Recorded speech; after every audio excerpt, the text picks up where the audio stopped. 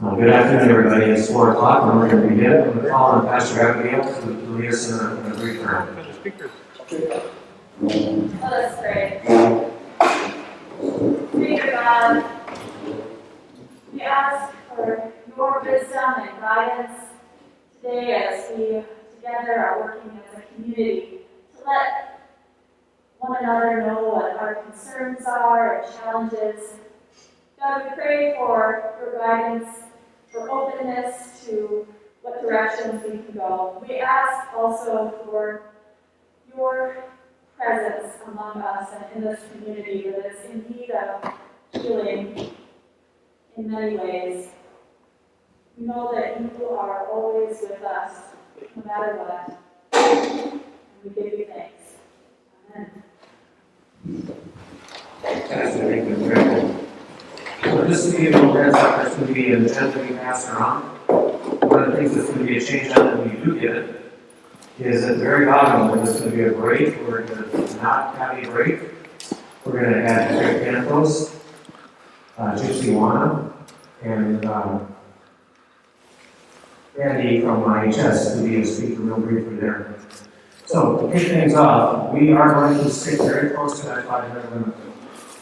And so at this time, I'm going to call upon Chairman Hopkins to lead and kick off the session that we're having. At the very end, we'll have a question and answer. If you don't feel comfortable raising your hand and asking a question from the group, I think the people that are presenters will be hanging around, and we'll take your questions at that time. Hopkins, sir. Over here.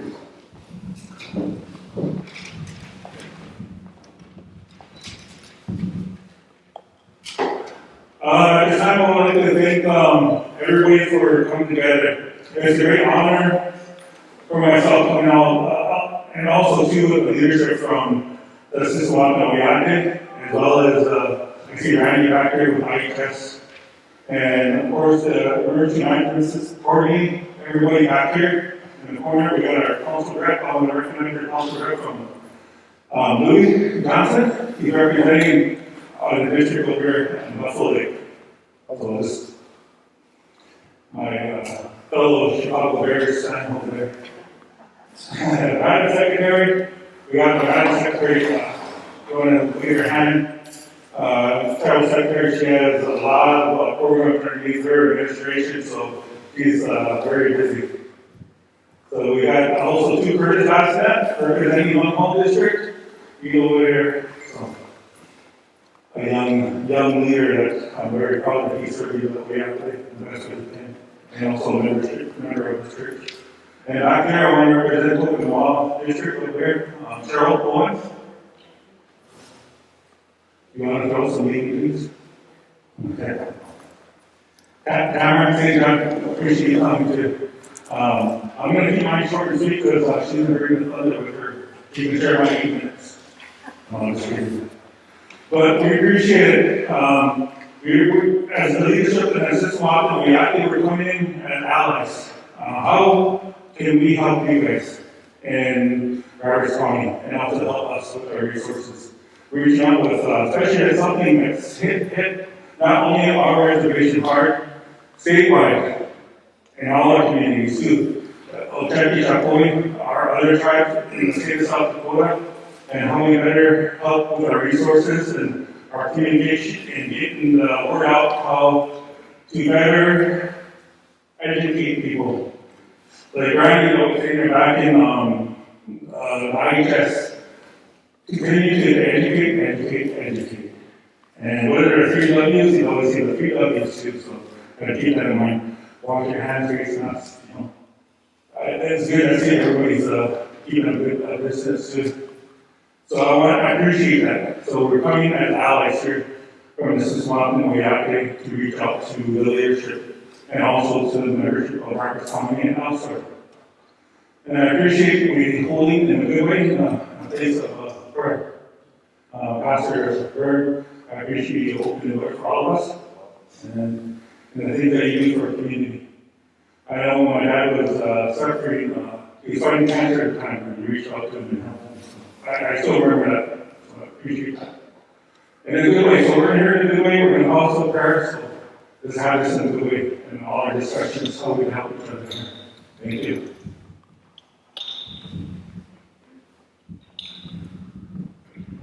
Chairman, thank you for that. I don't believe Vice Chairman is here right now.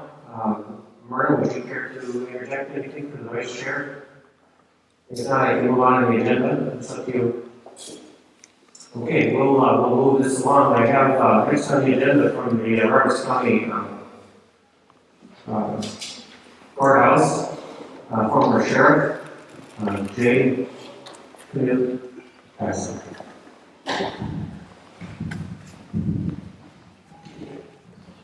Thank you. My name is Jay Casson with the Roberts County Register of Deeds on behalf of the Roberts County Commission. Some of the challenges that we've faced thus far was providing the same standard of customer service while trying to follow all of the CDC, SDPOH, and WHO guidelines, keeping everybody safe, employees and customers. Another challenge I think that we had is, Sheriff Phillips said this year, he probably could attest to this, but trying to keep the employees and county inmates safe, health-wise, that was a big concern. And then also trying to manage and work with the judicial systems, trying to keep the courts services going during the time that we were shut down. A couple of things that the county did to respond to what we were dealing with. Ended up adopting a mission statement, and we also have a 5-state preparedness plan in place to courthouse. One of the other things that the county did was to purchase a couple of foggers that is used after work, and then 3 times a week, Mondays, Wednesdays, and Fridays, I think is what we talked about doing at the courthouse to kind of be proactive. One of the last things, or the most recent things that the commissioners did was on September 22nd, they drafted a letter and sent it out to all the county restaurants and bar owners, just asking them to follow the CDC guidelines and to sanitize and just try and keep their patrons safe. And it's kind of where we're at right now with things. And that's all I have.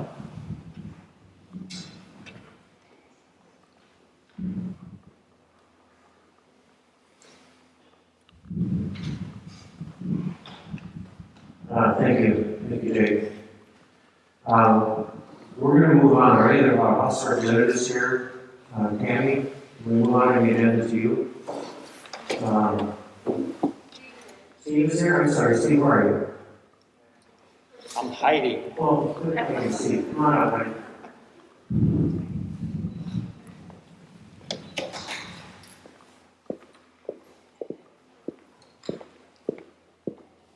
Ladies and gentlemen, Steve Murray. Too close too close. Thank you. I'm going to give you a little bit of a summary. I was out 2 weeks ago on a Monday for Commerce and Energy. That was my main committee that I dealt with. Part of what we talked about was getting $50 million for housing allowances, rent.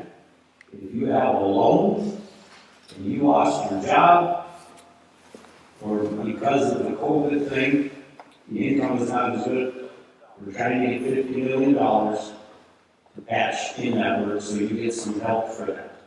Okay? The other thing that we talked about was egg processing. We discussed talking about having a mobile processing unit. Go out in the country, process meat. That brought a lot of kind of eye-opening type of a thing, because if you know, there was a stretch in March and April, your shelves were empty, and meat skyrocketed. And it takes anywhere from 8 to 12 months now to get something quicker than a locker plant. This could be a short-term cure for that. There are one or two of those around now. It's not that hard to do. Will it be quick? You probably will not need the money allocated for that first. But that will alleviate some of that issue. The other things that we talked about, some on ag, which is really, really kind of difficult to pinpoint that because of tariffs and stuff put on by the government. That's really not a state issue. Okay. A few other things, maybe deciding with housing. More houses we did. Bringing housing in because it doesn't matter what district you're in. Housing is an issue. So that is another part of that $50 million. Part of what I came to the table with, and I don't think too many, but really thought of it. Volunteer fire departments. They do them in this district. They do fundraisers for money. That has not been too easy to come by right now. Ambulance services. We have a lot of ambulance services. Volunteer. Fundraising. Nobody had thought of that. I was the one for Russell, and you get west of Britain, and any small community. And the other thing, I know we talked about this in the past a little bit, is reducing that capacity where you have to have 2 or 3 individuals that can save a life in an ambulance. Now it's hard to even find somebody other than a driver to take that duty. So that is another element of some of that money that we're talking about. There were a number of other issues that were brought up. Congress is very wise, so keep that in mind. Energy. Now, here's one that I think that will really, fall on everybody's shoulders to kind of, oh, I know somebody. The power companies, not just electric, but propane. There are people, if you lost a job, or your pay is not as high as it was, you're going to have a hard time paying your electric bill or your gas bill. We felt that it was important to have some funding for that. But the utility companies actually came to the table. This is what we would like to do if we get some of that COVID money. And there would be a shared or a credit. What they're talking about is putting a credit. You would get a check, but there would be a credit on your utility or whatever amount that we come up with. Those last 3 things that I talked about, I feel are very, very important.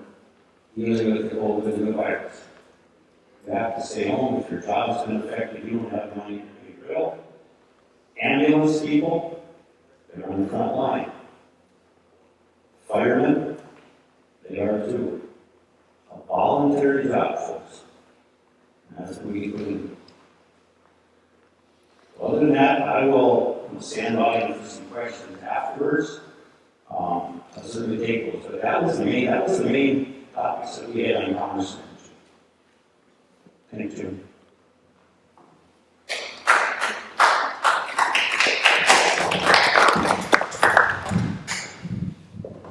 We're going to be very thank you for those words. Jay Cass and I can serve on the assistant fire department together for many years. And what he's saying is absolutely correct. When we do fire truck, let's go make some cakes or something and raise some money. So those things are difficult and very difficult to do. So until we can get Vice Chairman here, I'm going to move along the agenda. And Representative St. John.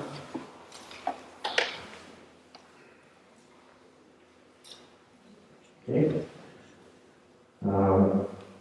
Susan Wismer, State Senator.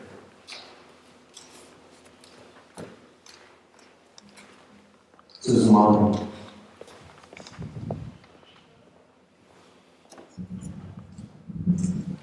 Good afternoon, everyone. Thank you for this opportunity to say just a few words. I will cover the local government interim committee, policy committee meeting that happened a couple of weeks ago here. There they talked about the plan to distribute about, we're talking about $400 million to primarily to businesses that fell through the cracks, that weren't, that are still suffering needs that haven't been met by the PPP federal money earlier. Just for an overview to remember, South Dakota got $1.25 billion of federal money. The governor immediately allocated about $100 million of it went to refill the state unemployment fund. Otherwise, employers would be paying higher state unemployment taxes. She immediately allocated, I'm going to say very roughly, a couple $100 million to counties and cities of all sizes based on population. And the planning councils are giving those local units of government quite a bit of guidance in how to spend those dollars. I know Eric Sanger over at Northeastern Council of Governments says that he's nearly spending half of his time now on just giving guidance to local governments on what are qualified uses of that money. Then there was also a chunk given to schools. Then there was another, they got some money separately. And then after school had started, as the year has been progressing, the administration has been waiting to see if we're not going to get some more guidance from Congress, or at least what they really want is for the deadline of December 31st to spend this money to be lifted. This is a tremendous amount of money for a state the size of South Dakota. It's roughly the amount of federal money that our state normally spends in an entire year just on Medicaid and all of the other federal programs that the state administers. So it's hard to find places that are tied, they have to be tied to COVID in order to qualify as qualified spending. And if you don't get it spent by December 31st, it needs to go back to the federal government. So once negotiations fell apart this last time at the federal level, the state had to get more serious about finding ways to spend this money. And this $400 million that we're talking about is roughly half of what I think of as what's left. I started down a list of some of the places that it's been spent. One of them that I didn't get to yet was that the state is using COVID money to pretty much take the place of what they had, the general funds that they had budgeted to pay for the highway patrol. So that's one of the places where the state's going to be able to save some dollars there. And in turn, they are also telling local governments that because of the language in the instructions, that local governments are also eligible to spend that money on public safety related items. But back to, I'm going to now turn to this $400 million that we've been having policy committee meetings about, and that we will offer some more final guidance on next Monday on the special call session. And what so far what it appears to be is that there's going to be a measure of what private businesses, what their losses have been on the revenue side. If it's more than 25% revenue loss from what they had a year ago in a corresponding quarter, And, and that shortage, also has to be, offset by the PPP money that you may have already received. And the difference between what you're short and what you received in PPP money is what you may be eligible for to receive in the state grant, up to a maximum of $100,000. You have to be a business, have to be a going concern, you would have to be a resident business of South Dakota. One of the other things that has popped up lately, as Representative clearly stated, is that the nonprofits have kind of been left out of some of these. Not all of them, we may have had churches around here that participated in PPP, but some nonprofits have not been made whole, shall we say, for the damages that they suffered during this pandemic, and the attention of the Appropriations Committee is being directed toward that issue. And I think I'll probably be coming up with also a structure that will fit the nonprofits.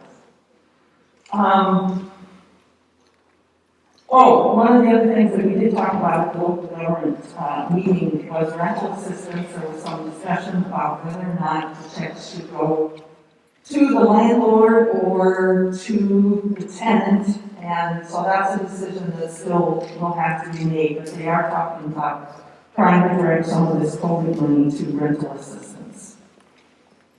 And we'll know a little bit more next Monday after the special session. And otherwise, I'm just here to learn what's on everyone's minds here. Thank you very much.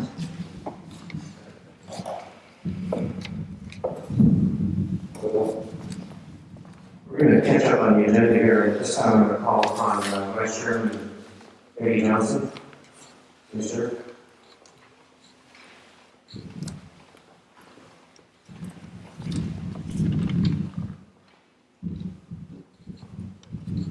Thank you, Jim. Sorry for my tardiness. I was waiting under the canopy for the valet, but nobody showed up.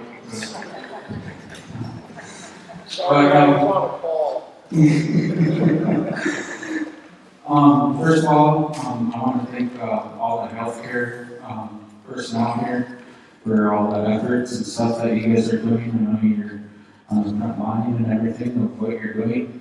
I see we got some CDP and IHS. I'd like to thank you for the struggles that you have to go through with trying to keep the community safe from COVID-19. I'd like to thank Courtney and Allison and Sunny and Tribal Council for giving me the opportunity to, when I first started, to sort of, I don't know how you spearhead it, but try and spearhead it. It seems like it's been years, and it's only been months. It's been a struggle. But I'm glad we all can come here. What I'd like to see from this meeting is us come together collaboratively of, getting that education out there for the COVID. It's hard to push the education for the people that are only coming in through our healthcare systems to just get their education then when it's too late. We've seen a big rise in positive cases in just the past couple weeks, and it'll be tough to determine how serious this is until we can actually get testing on a voluntary basis. If we can't get it on a voluntary basis, I know the state and the federal government are working hard trying to get set tests out there, but it's just, an unknown that we're dealing with and for how long it's going to be. I guess I'd just like to give a brief history of what we've done at the tribe so far. In the beginning, we were trying to keep people at home when we had our first outbreak up in Enemy Swim. Not just the Enemy Swim community, but all over the reservation. I think we ended up being close to 1,700 households, if I'm correct, and we're delivering groceries every week. And we had a staff of, I believe, 30 trying to keep that going, and it was very daunting work, and I still appreciate that work that their employees did. Just trying to keep all the paperwork and everything together, you know, for any audits and stuff that are coming with the CARES funding. From there, we started to helping our members with testing positive, direct contact that was told by our IHS facility or the state that they have to quarantine. And that was another reason why we'd like us to, start a little task force with everybody here in the community so that we can, switch resources and ideas and stuff like that and how do we combat this virus. We might have something that another resource might have, a resource might have something that we don't have. And it's tough because it all comes down to funding, and as Susan said, it's tough to spend that money in the way that the government wants you to spend the money. And believe me, there's been a lot of talks and arguments on how to spend it. Other than that, I'd just like to thank everybody for letting me speak, and again, just hope we can start something from this meeting to where we can, keep our community safe and healthy to prevent this virus that's going on. Thank you.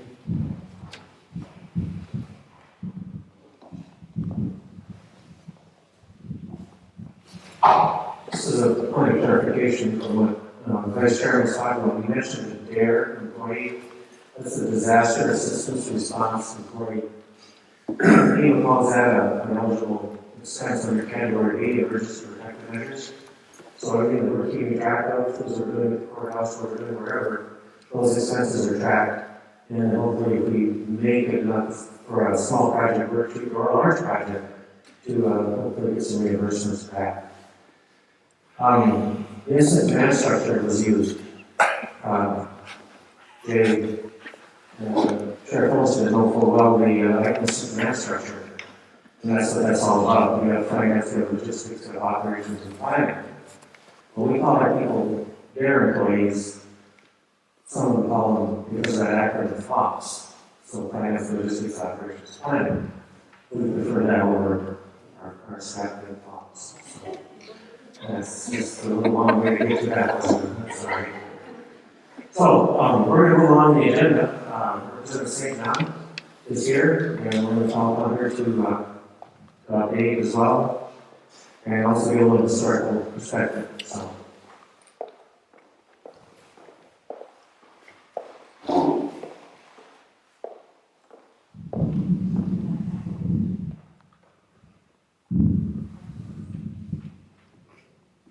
We'll all be experts at this eventually, having to do all of those things. The update that my colleagues in the legislature have given, in the interest of time, I don't want to repeat any of that. Of course, we are all waiting for those decisions at the DC to see if we can extend the amount of time that we have to spend these dollars. The conversations are intense, and the needs are definitely there. I think part of what I've been working with is, my committees are health and human services and judicial committee, and even with all of these things going on, we have to keep our focus on some of the other issues that are ongoing.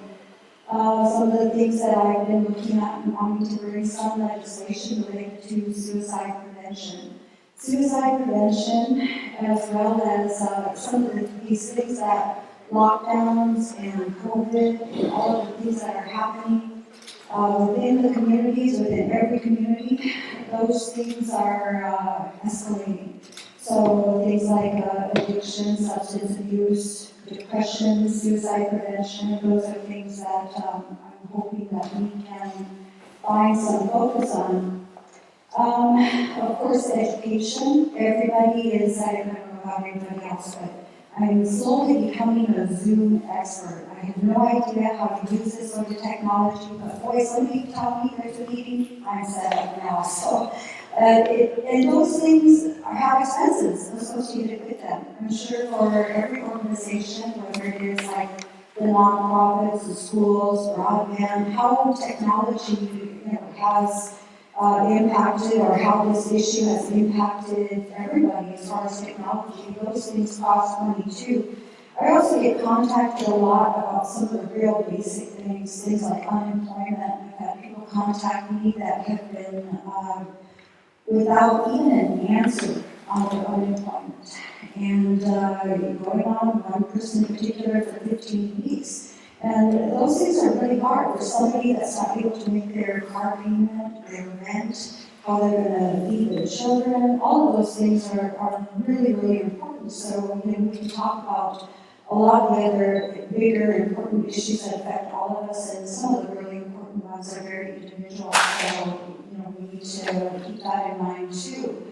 And constantly watching the small businesses and things, and whether or not our restaurants and places are surviving.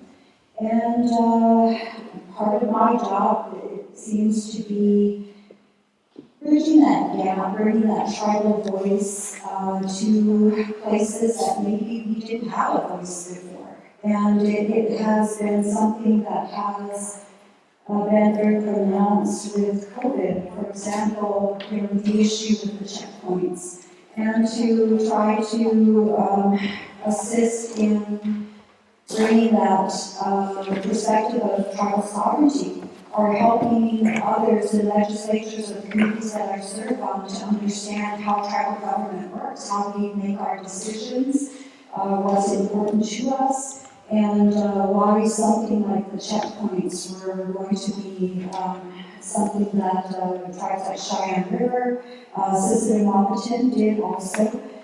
It involved a group of us writing the governor, and of course Tribal Relations Committee has been on the forefront of that too. I am a huge advocate for building relationships just like this here. This is really fantastic, and I'm hoping that we can build off of this and do more.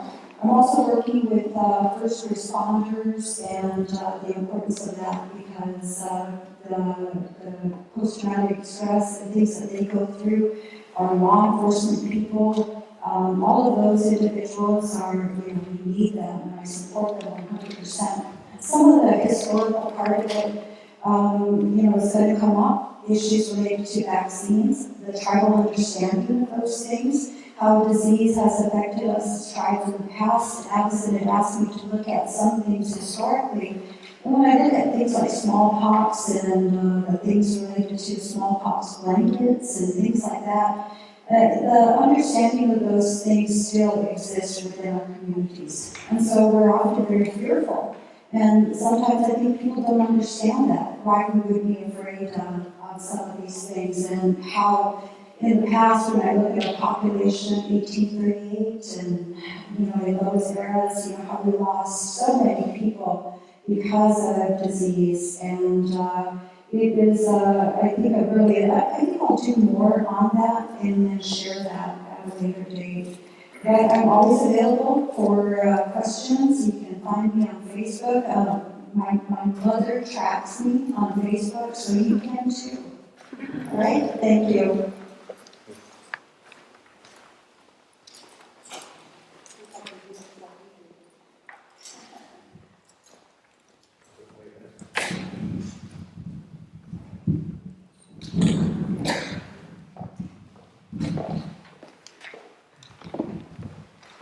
Representative St. John, thank you for that. Moving forward in the agenda, I'm going to digress 1 second here. Sitting in the back of the room is, and I've overlooked, Randy, I apologize for indirect, this is the fire department, who included you.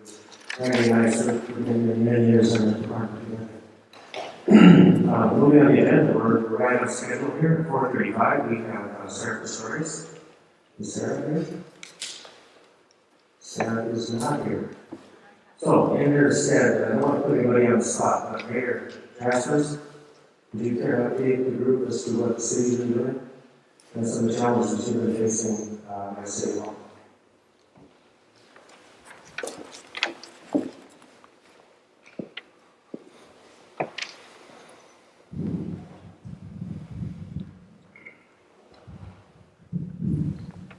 I'll stand by and answer the questions at the end here, but you may recall that when the COVID outbreak first occurred, Sisseton, like many other cities in the area, did put in place a special ordinance restricting activities in places like bars, restaurants, and that type of thing. We did operate under that for a 60-day period, and the ordinance has expired. Along with that, when we allow business to open up again, we stress upon those businesses the importance of personal responsibility of those business owners and also of the citizens in our city to take COVID seriously and to do what they can, do their part individually to keep the COVID from spreading in our community. We also participated in a weekly meeting. It ended up being a daily meeting via telephone that was organized by our healthcare facility here in town, Toteberry Hospital. The city participated in that, as well as county officials, our police departments, all of our first responders, tribal officials participated in that as well. It was a good communication tool that we used, and it was a good vehicle for us to understand what everybody else was doing to help in the community. And that may be something that, as a result of this meeting, we may be able to reenact again. The other thing, I guess, that I would say is that we as a community need to work together to coordinate this, because what it boils down to, if this is going to be effective, people have to understand the seriousness of COVID, and it's up to us as individuals to do our part in the community. And I hope we can accomplish that here today.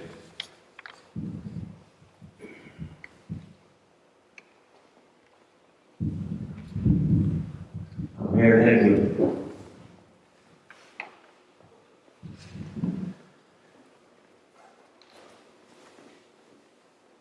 We're going to move on to the education side. And Dr. Johnson, if you could come up. I see Superintendent Myers here as well. Superintendent, if you call on YouTube to offer a few comments, we can do that. So with that, Dr. Johnson.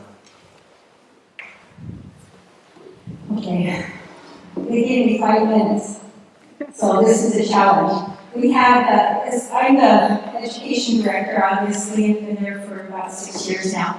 Our tribal members, we have about 1,600 Native students in this area, so this is my target population.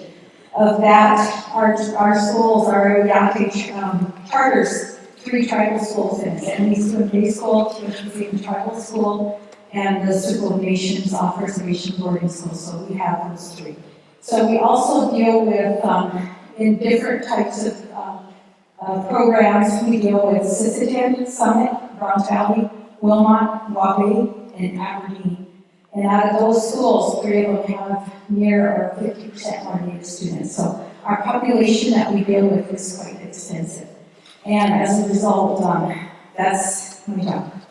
So what our schools have is, you have to really focus on the updates, challenges, ideas, and solutions. As we came together through the summer and tried to, We were off of school in Sutton, just out of school. Didn't have the resources out of the time to finish up the school year, had that problem of actually not having the technology, the capabilities. Our students were sent home. We ended up with latchkey kids because some parents were required to go to work, and we're still struggling with that.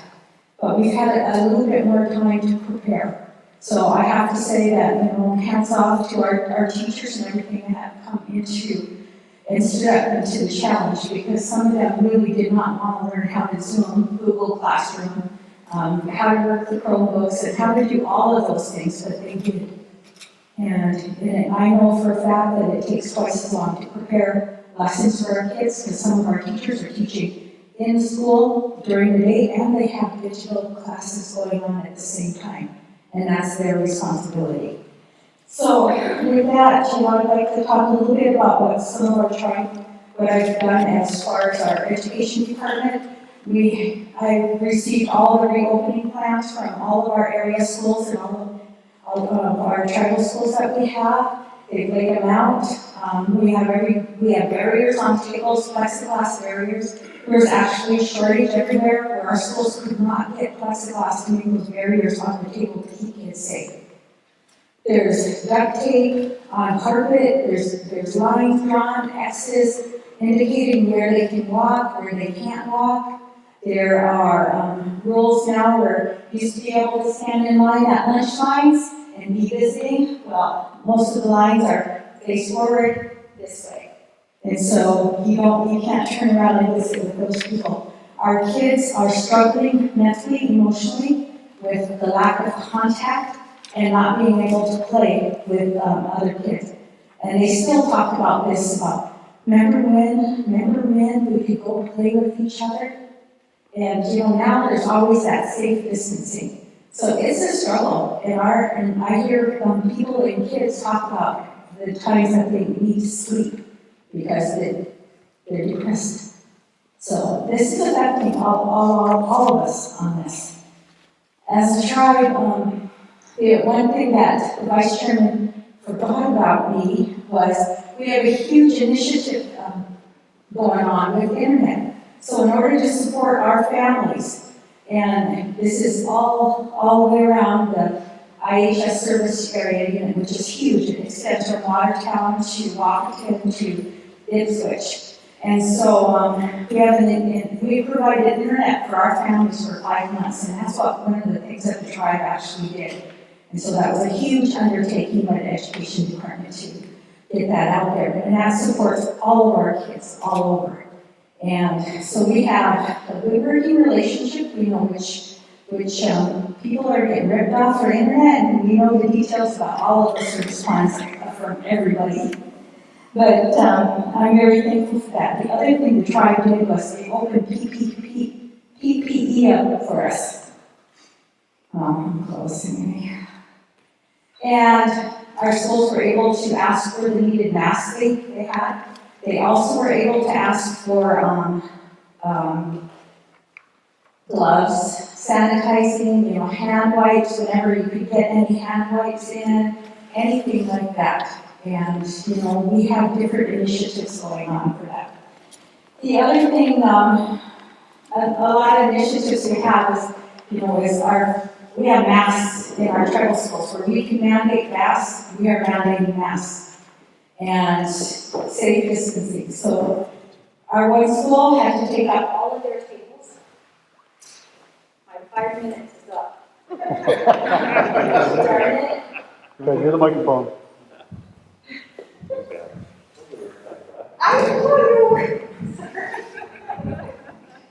That's my hint. And one of the other things is the safe distancing. So one of our schools had to replace all the tables in their classroom and had to buy little individual desks and figure out how students can do that. No more shared supplies in the classroom. No more shared anything in the classroom. So all the classroom sets that kids would go in and share, that didn't happen anymore. They all have their own supplies, their own sets of everything. So along with changing all this, we also had to have protocols of getting from one area to the other. And then the other thing that the schools were tasked with is providing enough technology and buying Chromebooks for students, Kindle, tablets of some sort for the younger guys, and then computers, laptops for the older students. And then also is some of the expensive, if they want to put, if the schools want to put students on a CAD program, which is a full academic program that's all on a computer, then they had to pay for that. So there is a cost to that. The other thing that's going on with, they have a lot of no visitors policies, so you can't get into the school system. So our parents and our communities, which we have worked hard to open up our doors and ensure that we have parent support, are now shut down. And I do want to talk a little bit about the effects back to that again with students. Kind of all over, that's why my notes are all over too. But our students are not testing well. And we know the high stakes test at the end of the year, that was just canceled. So we don't even have any test scores for that. Recently, some of the college was trying to write a grant and they asked me for those test scores. And I said, I'm sorry, but we're in COVID year, we don't have that, so we're at a hold harmless. Then the other thing is, you know, then we have our informative tests that really inform education, I should say, the formative ones. And our students didn't do well on virtual learning. They didn't do well with packets. They're coming back to school in the fall at the same level or lower than when they left in March. So one of the things that over summer, when we have summer loss, students will get to a point where they're testing well and doing well, and then summer will hit, and then our students fall behind again. But what it does is summer loss usually picks up in August. Once they get into that pattern again of learning well and reading and being in education, then they regain that education back fast. They regain it faster once they have it. The other thing I want to say, one more thing, is that, it's always that one more thing, is that the public school all received a couple different payments of COVID funding. And one of it was earlier on, and then they received the second one here just recently, which was about $500 per student. And that is one thing that our tribal school students did not get. And so I do want our legislators in this room to know that we are kind of pushing back and knowing that we should, and all students should be entitled to that same funding. So with that, I'd just like to say thank you. Thank you, Jim.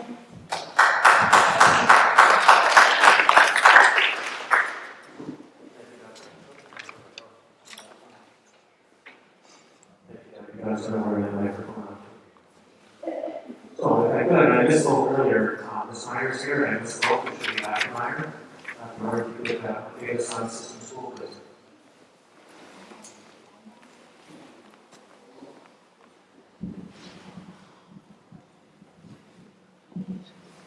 Thank you, and thank you for inviting me today. I don't have anything prepared because I didn't know I was going to be speaking.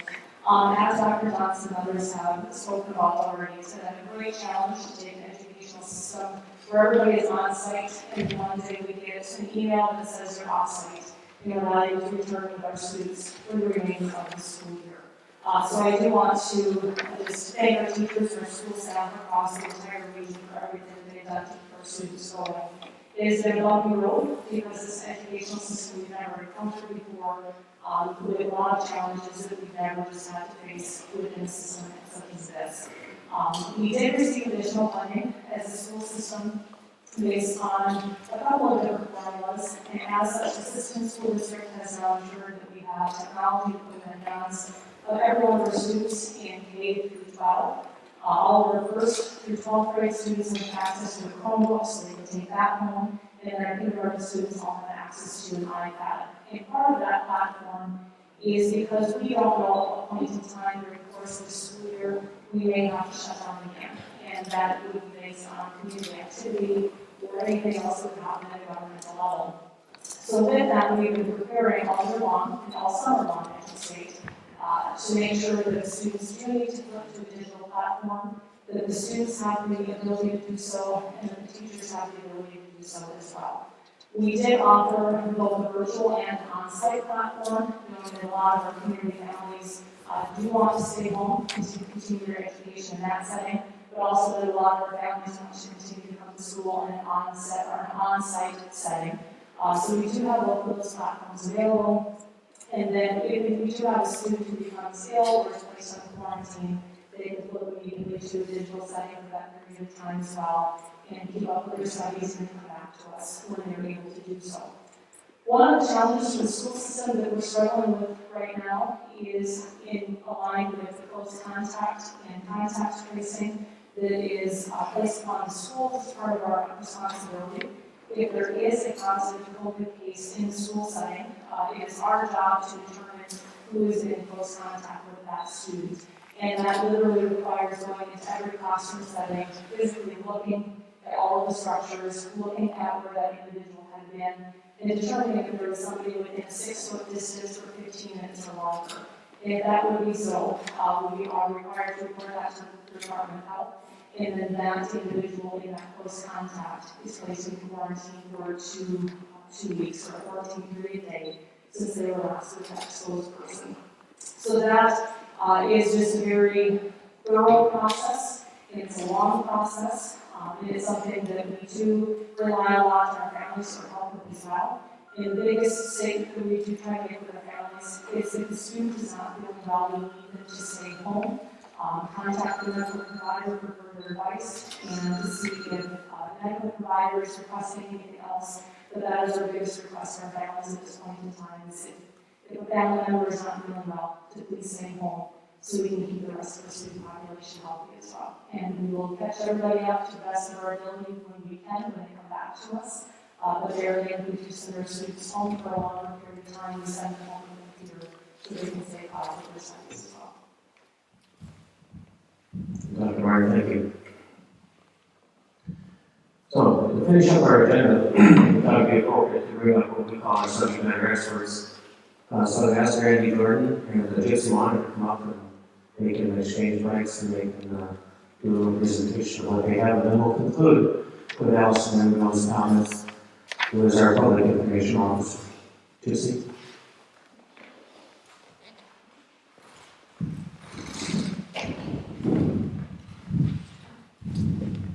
Thank you. So my name is Gypsy Wana, and I work in the Community Health Education Program. We are, our program got a grant over $300,000 and is funding a position for a COVID coordinator. And that's what I'm doing. I was assigned to be the COVID coordinator, and that job is to kind of figure out what everybody's doing. So it's good to be at this meeting to see who's who and what everyone's doing. One of the biggest things, we've done a few surveys with the community, and we find that one of the things that's lacking is communication to the people out in the whole community. People are afraid, they don't know they don't know a lot of things. Again, this is a new virus. That information is changing a lot. There's a lot of misinformation out there. And so one of the main things that I and our program will do is provide more communication with updates on what coronavirus is, anything new, news about the vaccine, what to do if you're testing positive, contact tracing, any kind of information that's related to COVID. And we'll try and put that information and education to the community as many ways as possible. We've started a newsletter. There's a Facebook page, SWO DARE COVID response page. Our community health education page has a Facebook page. We're on radio, and Tom's got this on a local channel. So, and then this morning, Allison and I were on KBWS too. So that's one of my main jobs, and I guess that's it. I don't know if you have any questions. Not there. My name is Randy Jordan, and I'm the CEO of IHS, and I want to piggyback off what Gypsy is saying. First of all, thank you, tribal leadership, community leaders, Mr. Campos, Director from CDP as well, Jim. The big message I want to say is education. This virus has come into our community, and back in March, April, we scurried around, we had these community calls, and we were scared, worried, and all of a sudden, the virus just kind of swept over us slowly, and now in September, we've identified at IHS 89 positive cases, and obviously we had 20. In July we had 18, and June we had 9. So all that preparatory work we did in March and April, it's almost like we got the COVID fatigue, we got our guard down. Of course, we had Sturgis Valley, schools, all coming back, people mingling, and now the virus is in our community. There is no cure, right? There's no vaccine yet, and so the best defense is education. And so I've been preaching since March, April, go to cdc.gov, South Dakota Department of Health, North Dakota Department of Health, Minnesota Department of Health. I look at these web pages every day, and I put together information for the tribe and for our leadership as well. The virus needs a host, and that host is your lungs. And you have to prevent that virus from getting into your lungs. The virus cannot sustain itself or replicate outside your lungs. So we need to wear the face masks. And the chairman talked about the 3 W's. That's wear a face mask in public, right? The second one is wash your social distancing. And the third is to wash your hands frequently. And if we can get that message out, and if everybody wore a face mask, and everybody kept their distance, and you weren't the face mask to protect your neighbor, not so much to protect yourself. And your neighbor wears their face mask to protect you. So it's a community event, it's a community involvement, and right now that's our best defense. Second thing we're working on is coming up with a distribution plan for if and when the COVID vaccine arrives. And I imagine CDP is probably, through public health, is having those conversations as well. And so we put together different phases of who's going to get the vaccine first and who gets the second.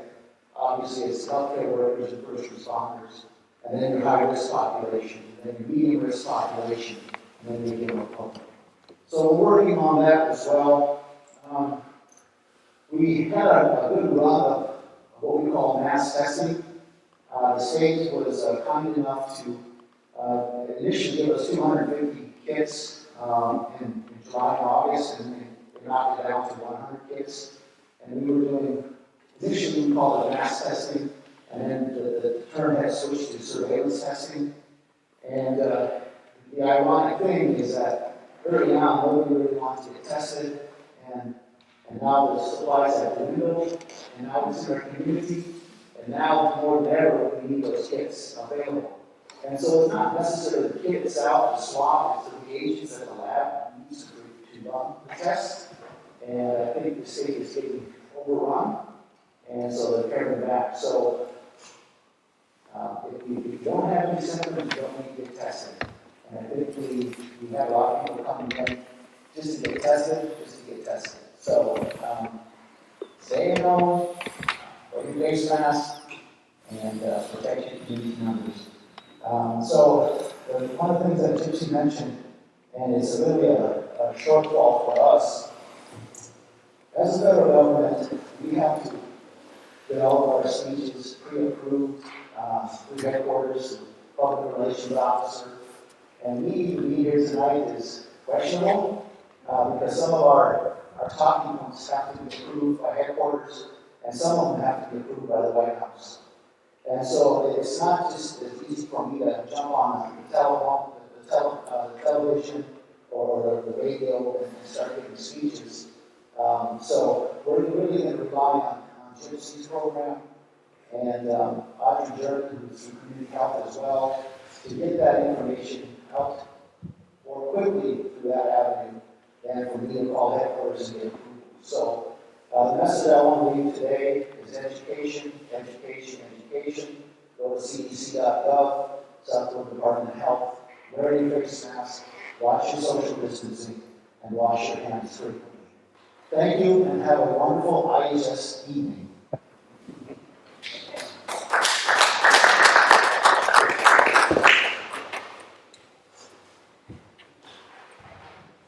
Good afternoon, everybody. My name is Allison Renville. I am the Public Information Officer for the Dare COVID Response Team. And I'm really glad to see a lot of familiar faces here in the crowd. It makes it a lot easier for me to address you guys and I don't feel so shy.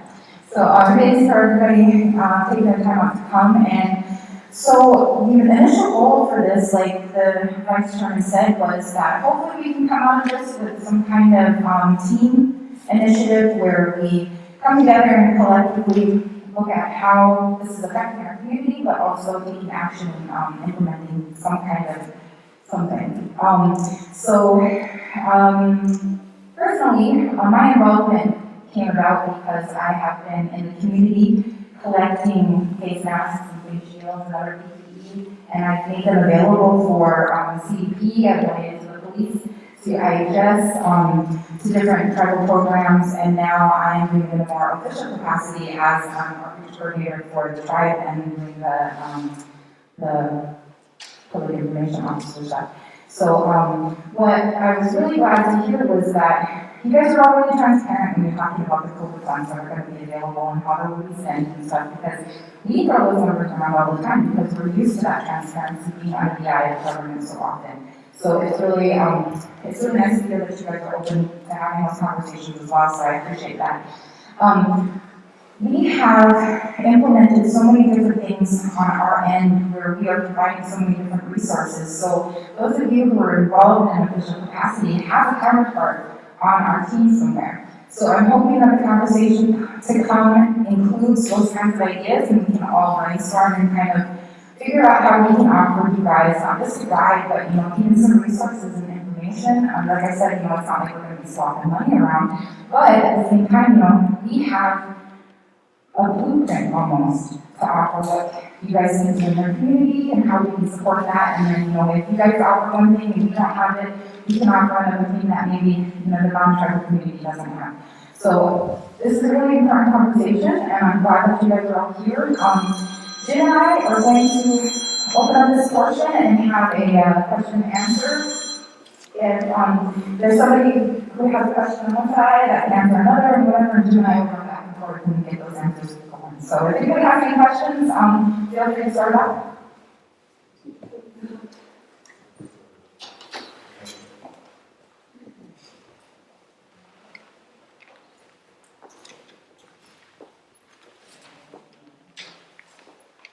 I'm Christy Richards, and I do infection prevention out to the local people. I have a question probably for Jay and Mayor. You mentioned that in the beginning, commissioners have put out a letter about being responsible for the restaurants and the bars, and that was in effect for 60 days, and then the commissioners trying to have the same type of documentation put out there? Is that? It's still in effect, So what exactly does that all entail? that we've asked them to be 50% occupancy, and meet CDC guidelines, social distancing.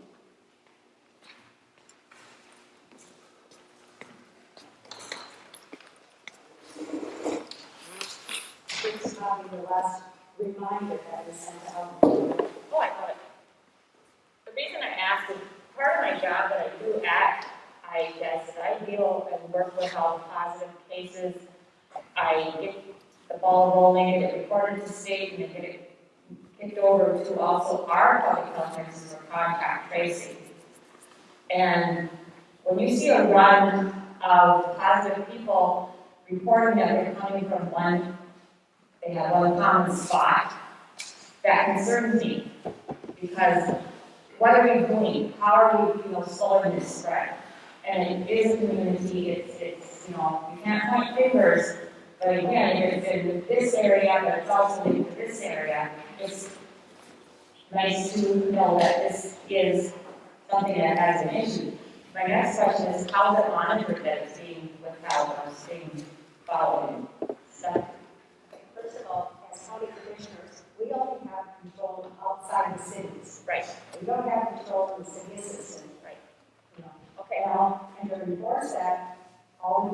recommend that they follow the guidelines. How about for the city establishments?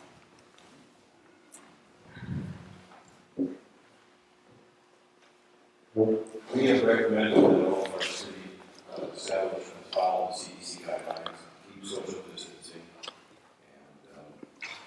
and a number of them are still doing takeout within their community.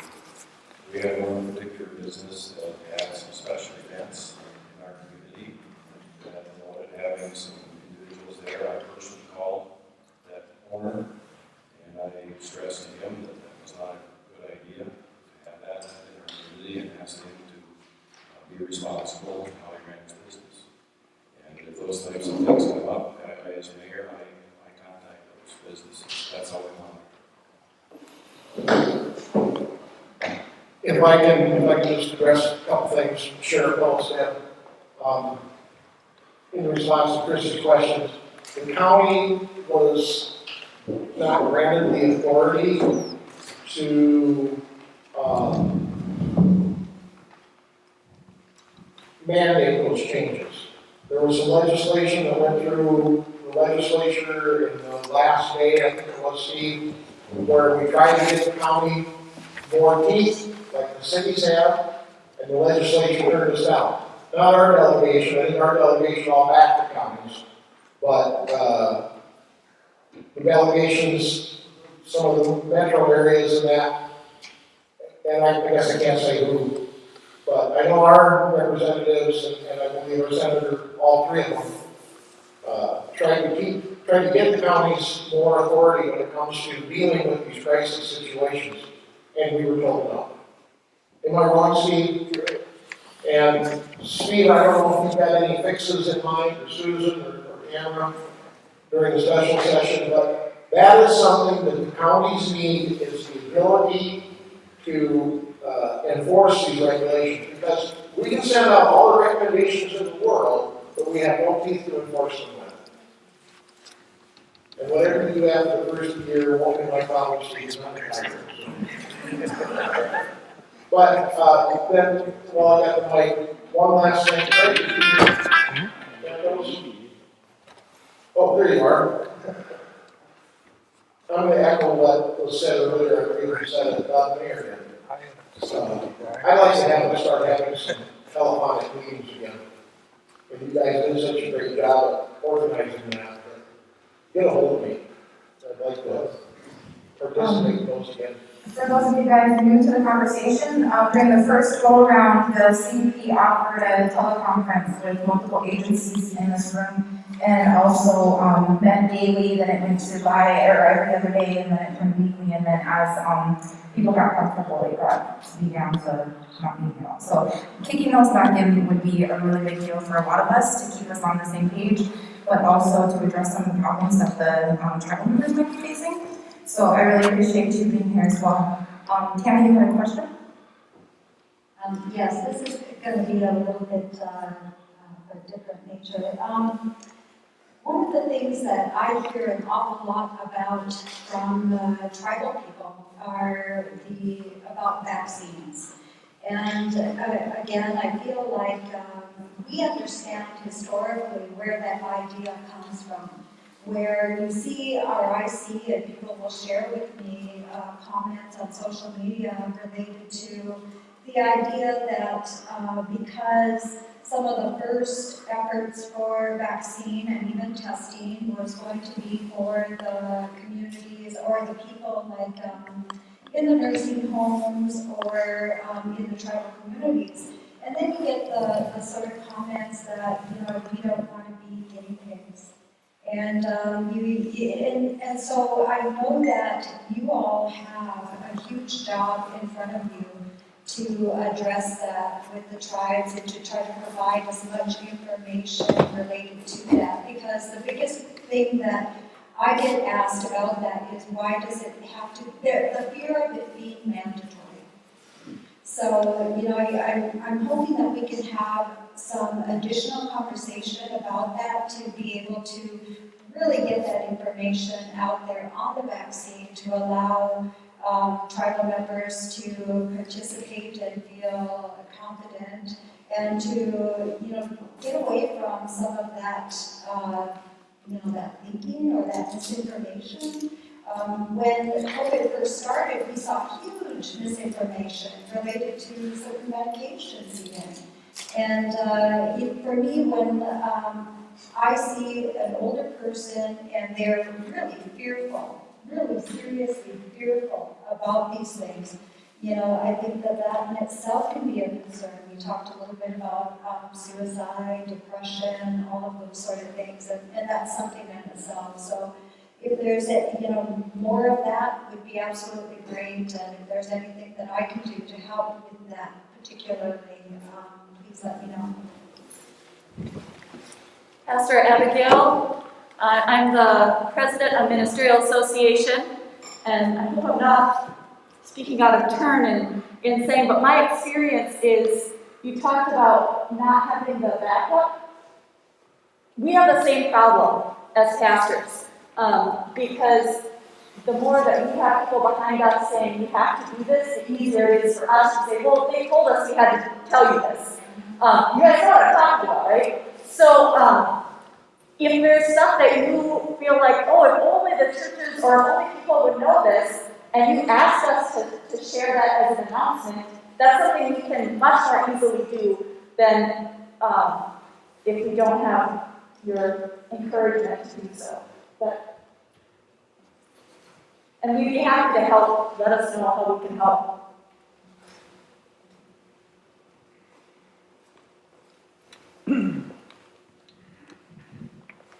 Good evening. I have a few things to say.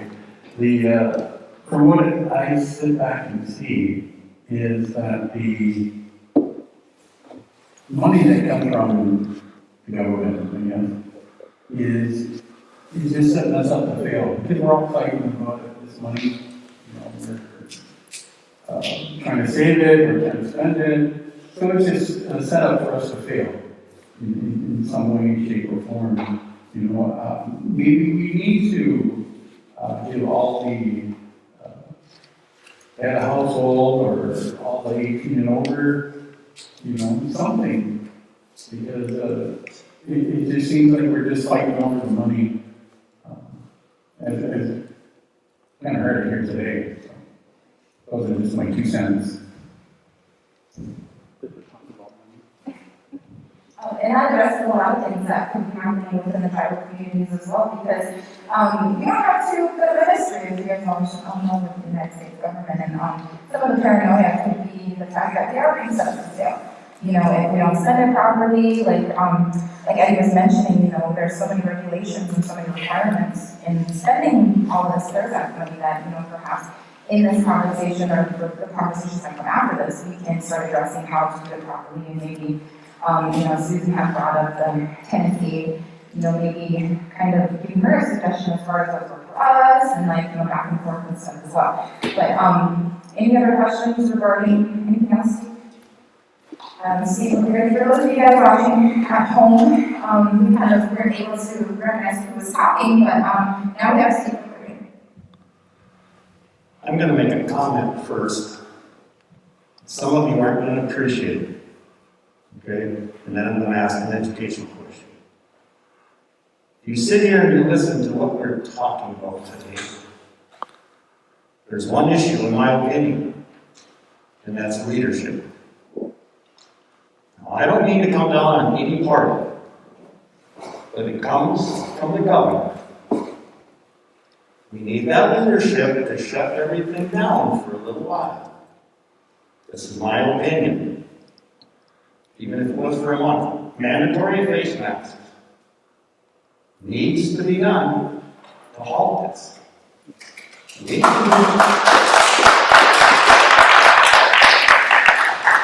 We can do things here. Mayor Jaspers can do things here in Sisseton. But if they don't do it in Clara City, in Wilmot, and Webster, people are going to go there and drink and party and don't put their mask on. That's number one in my opinion. It's leadership, folks. You can come to me, the county commissioners, the city mayor. But we need somebody to step up and say, for 1 month, or 3 weeks, or whatever, it's mandatory for masks, stay home, and don't do the extracurricular. Now, my questions to Dr. Johnson and Dr. Meyer, I know this is a difficult time, but is there an avenue where maybe you need to take that education into the summer for May and June to keep those grade levels up and the learning ability up a little higher? Because I know you're gonna have to shut down here at some point. Thank you.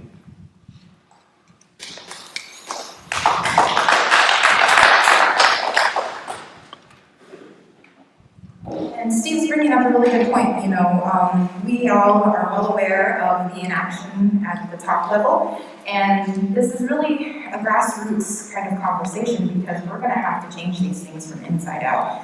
You know, I'm glad that he brought up somebody stepping up because we are, as not just as a tribal nation, but as a rural community, we're a traumatized people. You know, we're scared of consequences.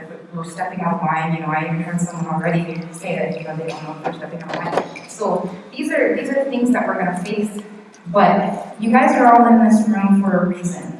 And so this is really important for all of us. You know, I kept bringing up the fact that we are in 5th and 6th generation South Dakotans as non-tribal members. You guys, just families, have all been here just as long as we have. You know, we've been here a little longer. But it's really important for us to just keep moving forward and doing what we can to protect our way of life. Is there any more questions from anywhere? Any hands in there? I'll go ahead and answer his question, or his education one's okay, Allison. One of the things about our school system is there is no funding for summer school. Let me put that right out there. That's always a struggle for schools to find the funding for summer.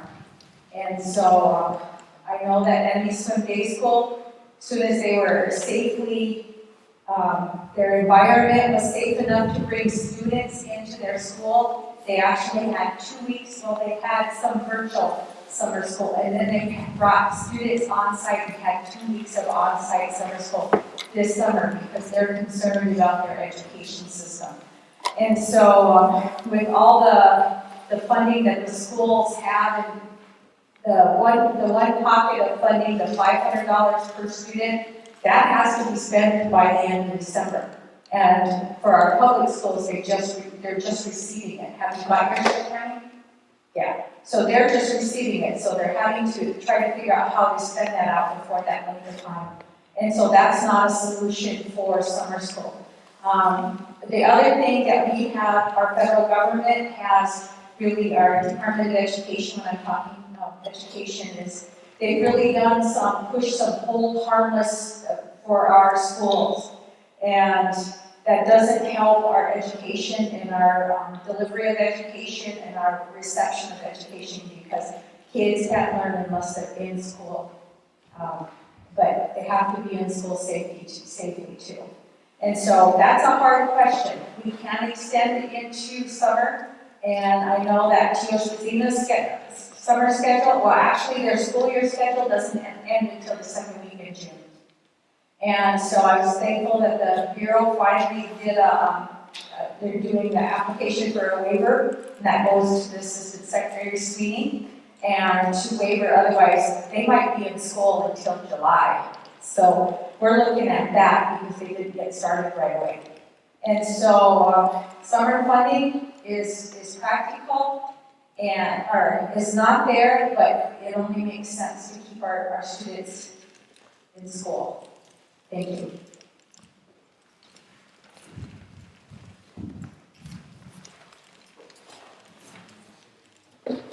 Hi, my name is Lisa Jackson. I'm the council rep for the Cooley District, and I have a question and I have a comment or a statement. But first of all, I just want to thank everybody here as leaders. This is a long time coming, and I think it's a good idea that we're doing this, and I want to thank you for making this happen. We have a responsibility as leaders to sit down and have these discussions and we talked earlier today, and to me, I would like to see that we come together as communities, because this could be so much worse. this really could be a lot worse. They predicted that we would be having 1 to 2 million deaths. So this could have really been something way more serious than what we're facing today and right now. So first of all, I want to say we're very blessed and thankful that we didn't get hit the way we originally anticipated. So through all of this and just listening to the discussion and being a part of council and hearing some of the, and facing some of the obstacles that we've had to face, I feel it would be important that we get this task force together and identify what are our big obstacles. Enforcement. He's talking enforcement. How do we as leaders begin to write these letters to the powers to be that has the authority to help us be able to enforce some of this that we need. So we can collaboratively work together in our capacities that we have been placed in right now and use our authority to reach the, the powers to be that can come in and help us. I know as council we have written numerous letters to some of the issues that we face to our Congress. And so I think we would continue to want to do those type of things, but it would be nice if we could do it together as counties and as officials, elected officials, and just show that we are working together on this. What are the obstacles that we have identified? Because should something worse come back around, we've got to know how to communicate with each other. We have to establish a foundation of working together. And this is how we, as a region, work together and get past these obstacles to protect our people. So it could be worse, and it's not. So let's prepare. And how do we keep talking? How do we not get comfortable because we did that? How do we keep engaged? And how do we work together to overcome some of these obstacles? Because we have a hard time doing enforcement. So that would be something good to sit down and say, okay, who do we need to be talking to about that? And how do we work together to reach that goal? I want to thank the schools for doing such a good job with our students. I mean, this has hit us in every facet of our way of living daily. So, so far, I think our communities have done the best that they can to address it.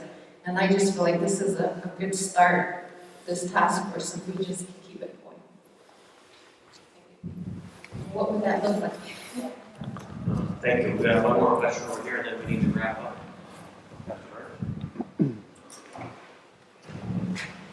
Thank you all very much. This is really a great time to be together to really look at all the issues facing us as a community and as a organization.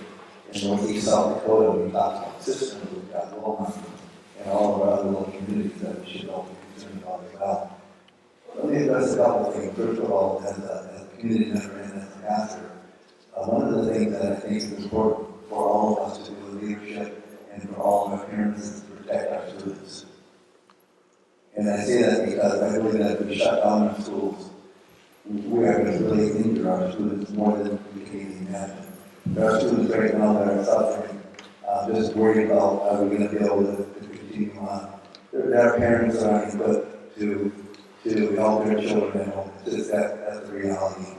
I like what Coach Rosina is doing and doing an alternate schedule. I think that's a great idea, and I pray that continues. But in all due respect, I believe that we should do everything we can to keep our schools open.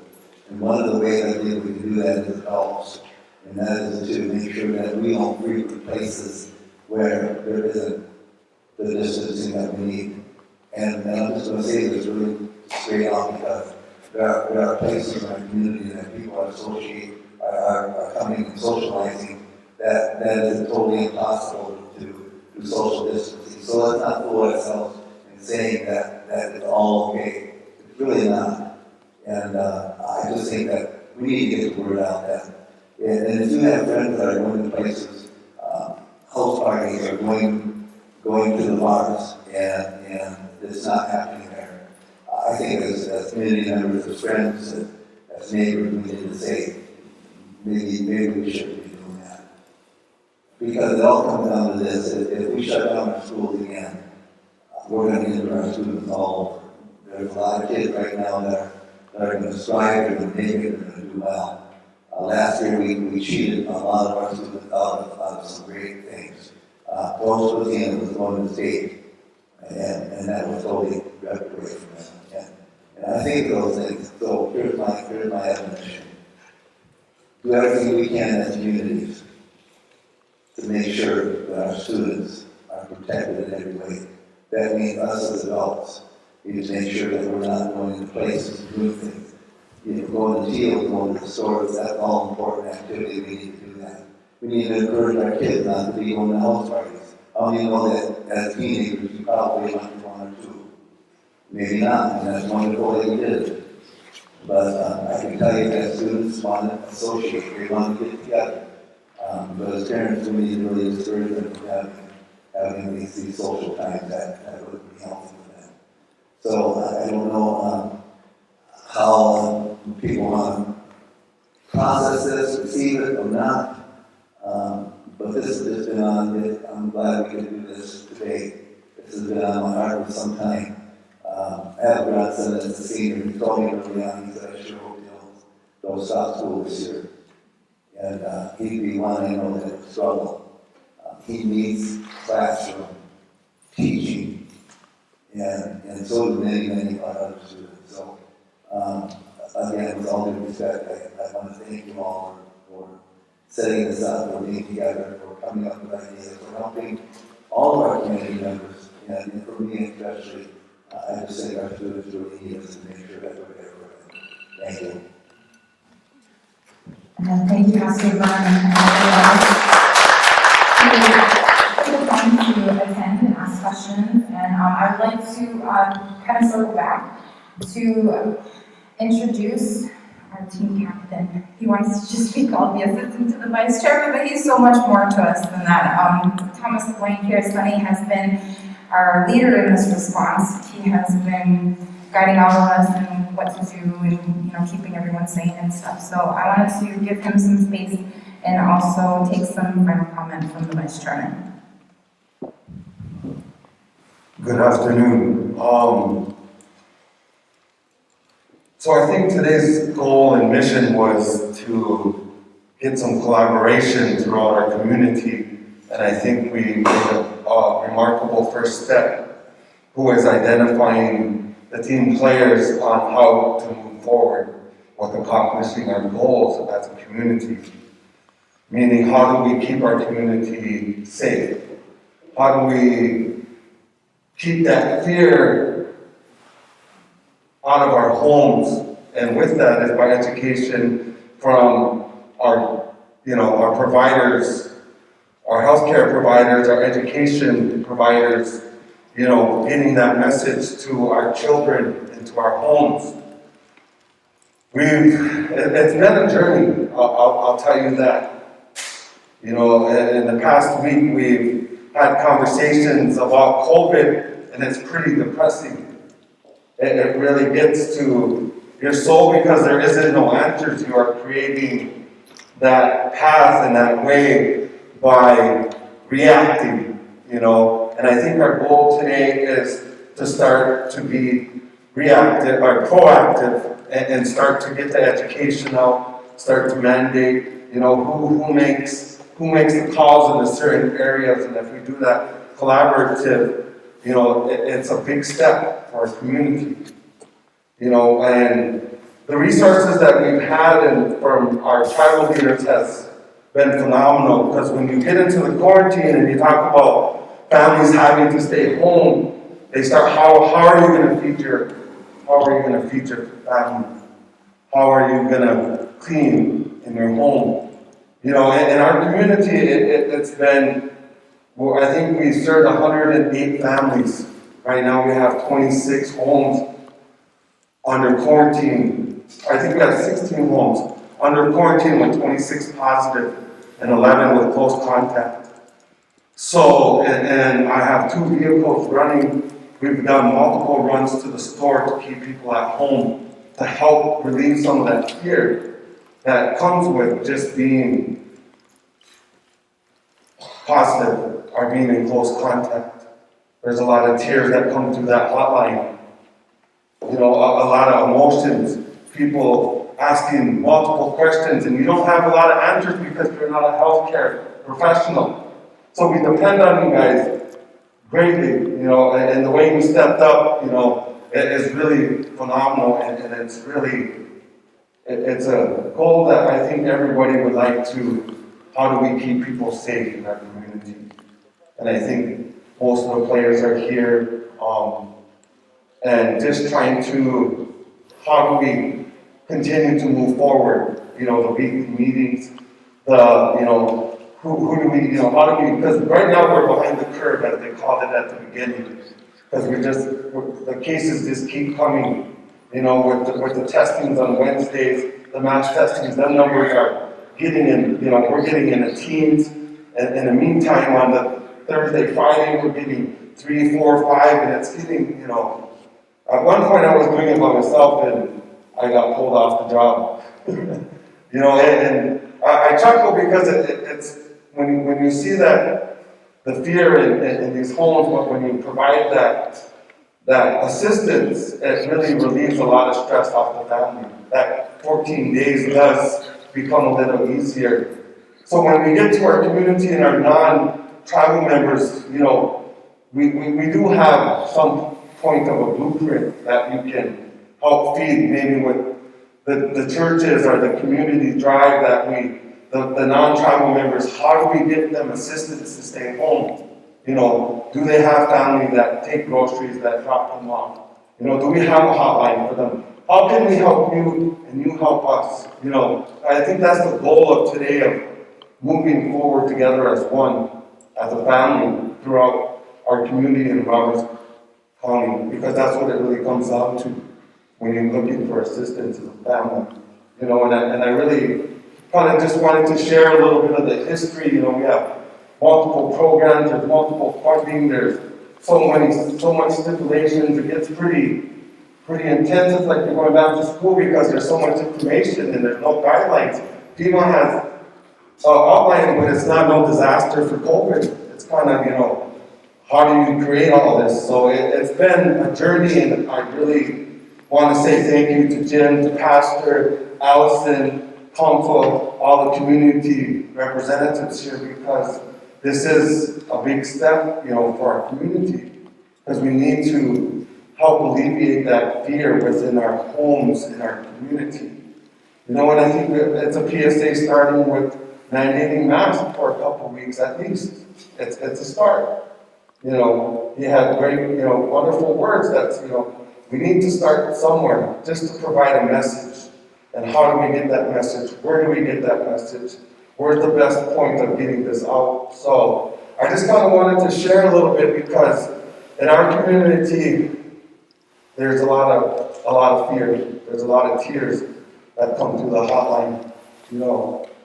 And I just really thankful for providing the opportunity. I have a great team. I mean, you know, it's really not me, it's just me trying to work with them to bring the best out of them, to make them the best service provider, because that's pretty much what it's coming down to when we get to this point. So I just kind of wanted to share that much and a little bit of history, and I kind of like to just hang out in the back, and I am just the assistant. So with that, I'll pass the mic over to the vice chairman. Thank you.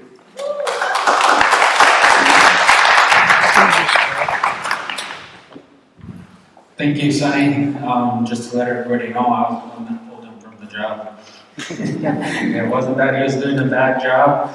He does a lot. He was away from his family for over a week because, you know, he's that person that wants to help the community and, you know, help our, you know, not just tribal members, but anybody that asks him, he'll be there. He just got to go home, I believe it was yesterday, to see his family after a week because they quarantined. And he was dedicated to helping so much that he went and got tested and it was negative, and he even stayed in the hotel a couple nights. And I got him a place to stay at my grandma's, and he was gone for a couple of weeks, so I just had to tell a story about how much work and effort that's going in with what he did. But I want to go first of all, I'm going to say Courtney and Allison. I made these guys my point of contacts for any of you that want to get on board. I know we talked with, and where we actually got this meeting idea was with the Roberts County Commissioners. And we're going to go to the city next, but we're like, well, why are we doing one-on-one? Let's just see if we can get everybody in the same place. Here we are. And what we want to do, if it's okay, we'd like to get a PSA out there, that we'd all agree upon, informing our members, 3 W's, wear a mask, wash your hands, watch your distancing, and, we can say from the SWO, from county commissioners, city commissioners, CDP, IHS, and just how much that would show the community, this is serious and time to get going. And then hopefully we get to where Mr. McCleary was saying, Day County will start getting involved. Coddington, knowing that something has to get done. And so if you can, anybody from the commissioners or the IHS or the CDP or even the schools can get in contact with either Courtney or Allison to just have a point of contact to where, you can take it back to any of your boards to just sign off and say, please keep Sisseton community safe. Just follow the simple guidelines of, people, it's already getting repetitive, CDC guidelines. Everybody's CDC guidelines. Well, let's make it our guidelines, keep Sisseton safe. And I also like to thank Pastor Vern for letting us use the facilities. And then before we leave, I think it'd be only fitting that, to have such a good meeting like this, if you can close with a prayer for us.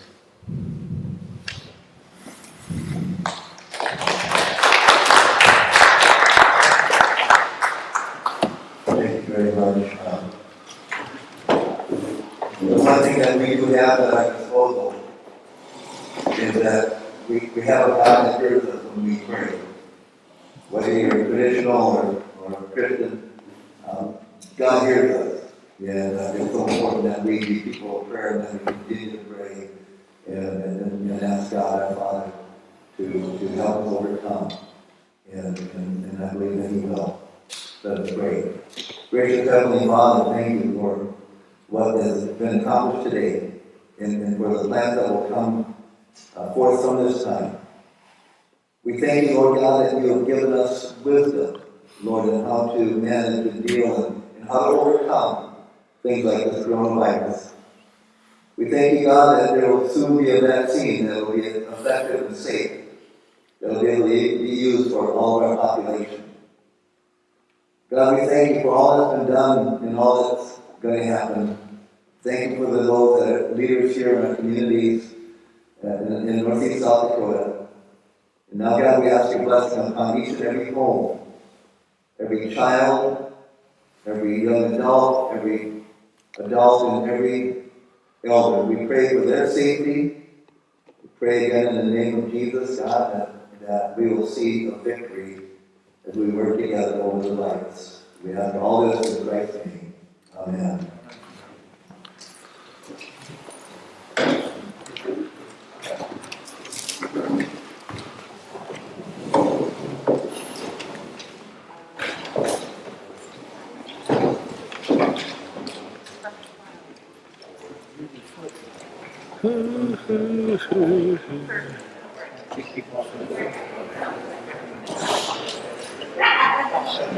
This live stream is brought to you by the Sisseton Courier, First Savings Bank, Dakota Pond and Thrift, Stilson Service with Marathon Fuels. Thanks for watching and have a great day.